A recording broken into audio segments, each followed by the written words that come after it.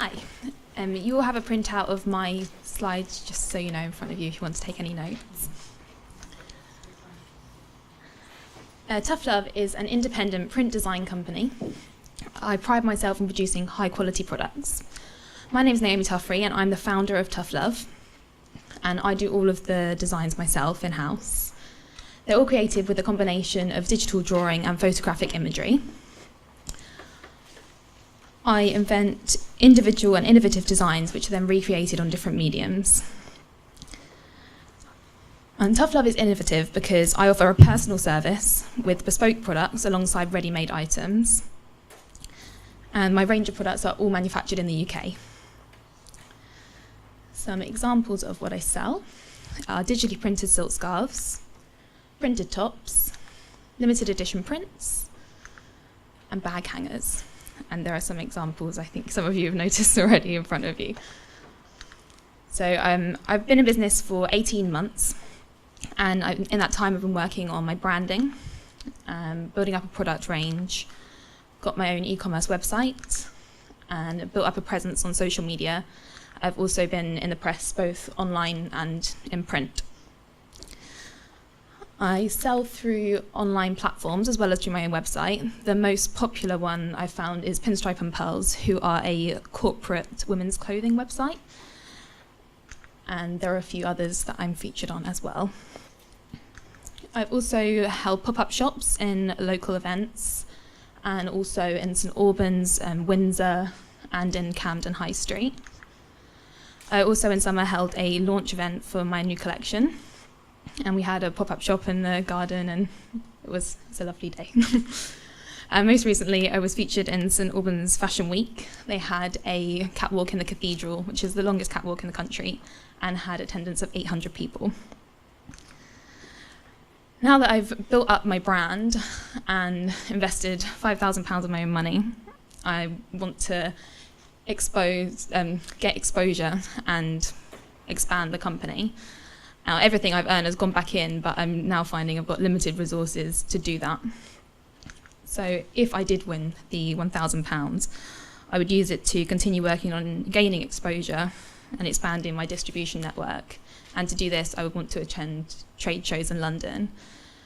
And they are very highly sought after, as I'm sure you can imagine. So there would be a few that I would want to apply for. And also they don't publicly put their prices up, so you have to get accepted. And they can range from anything from £300 for a small stand to £3,000 for a small stand somewhere else. They're an ideal platform to meet buyers. The London Textile Design Fair, the majority of their attendants are UK-based, which is what I'm focusing on targeting at the moment. And a lot of influential buyers from major high street stores attend. Scoop is another example. They're a premium women's apparel and accessories trade show. They only select directional, talented, and unique brands to feature there. And again, an ideal platform to meet buyers. And one more example is Pure. So 82% of the people that go there are either directly responsible or influential in buying decisions. And they have a big collection. They have online companies, they have independent boutiques and department stores all under one roof. One of my competitors is Silk & Favours. They also do UK-made silk scarves and do all their designs in-house and have unique style of their own. They're stocked in Liberty London, which is something I aspire to be one day.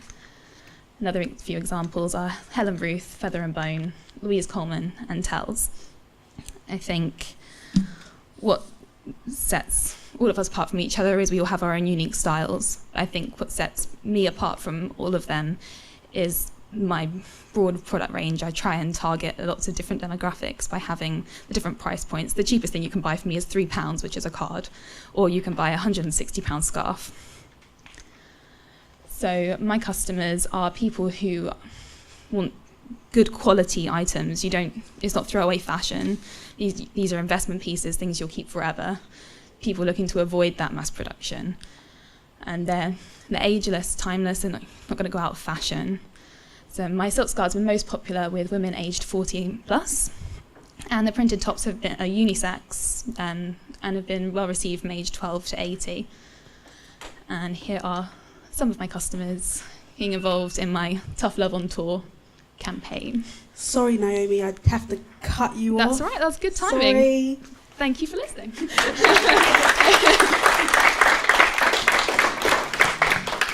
All right, judges, are you ready for your questions? Fire away. Yeah. Sorry. No. Okay. This is the first one where I've really felt a sort of commonality, given that I do digital marketing.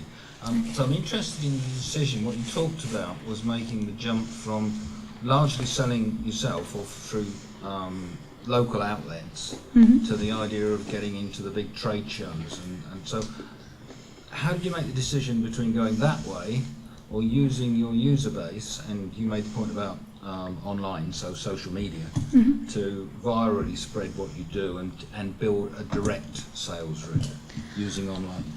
Because that's the two choices.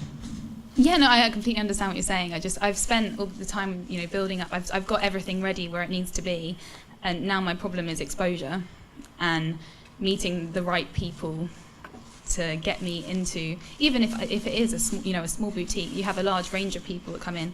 Yeah, you have the people who buy for, say, Marks and Spencers. Maybe I won't be able to fulfill that kind of order, but you'll also get people who are there looking for something a little bit different for a small boutique in Wimbledon Village, for example, which is something that I could do, but it's a struggle to meet the right people and get to that. What level of order could you fulfil? For example, if you tripped over the buyer in Selfridges tomorrow, they said we wanted 50,000 scarves, I'm assuming you'd say no. No, I do have a family friend that's helped me along the way. I think she's helped me buy some of my stock. Majority of it has been myself. But if they weren't going to give me any percentage of the money, I think I could go to her and say, will you be able to front the money for the order? I'm less wondering about the finance side of things, because you can manage that through various mechanisms, the invoice financing, factoring, whatever. But more, do you know how to get to scale? So if someone said, I want 50,000 scarves, Yeah. do you know how to produce 50,000 scarves? Yeah. You do? Okay. I basically print the silk just on like a massive reel of silk, and then I have a seamstress. She wouldn't be able to fulfill obviously the 50,000 scarves, but I have looked at other companies just because I know she won't always be able to take my orders, and there are several companies in London which I have quotes from that I could give the scarves to be hemmed. I don't do the hemming myself, just the print design. Okay, that's really okay. Fantastic. So sorry, just to clarify. So you're much more of a design rather than manufacture side. Yes. Okay. One more for me, please. You talked about the range of things that you do, Naomi, and you said you've got a scarf that sells for £160. What's it cost to produce that scarf? £50. Yeah, okay. And how do you set the price at £160? The wholesale price is 62, and if you times that by 2.5, which is what most shops will do, that brings it to £160. Okay, and what about the packaging? Because it's a real good quality packaging. That's all included in that £50. That's right. And Yeah. you said that you put £5,000 of your own money in so far. Have you spoken to anybody else about investing in you? As I said, there is that family friend, but we did talk about going into business with each other, but we couldn't agree on terms. So at the moment, it's still just me. Okay, so you're pitching for £1,000 here.